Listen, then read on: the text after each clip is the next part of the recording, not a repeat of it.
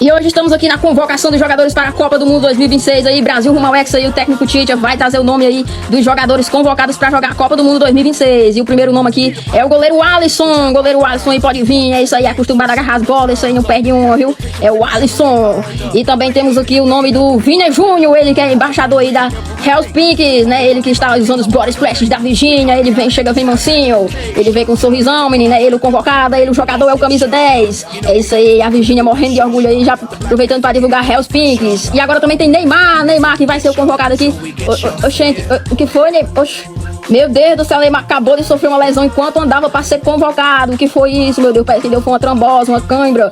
Alguma coisa aconteceu, tá estirado ali no chão, meu Deus. O que foi, Neymar? Ele que tá agora, acabou de ser desconvocado aqui da Copa, né? Tá desconvocado, tá desconjuntado. Mas é isso aí, Neymar, você tá fora da Copa, viu? Pode ir embora, vai na paz. E agora só sobrou Zé Felipe.